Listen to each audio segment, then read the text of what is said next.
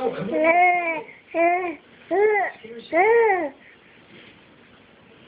I'll tell you what scared me. If you tell me what scared you.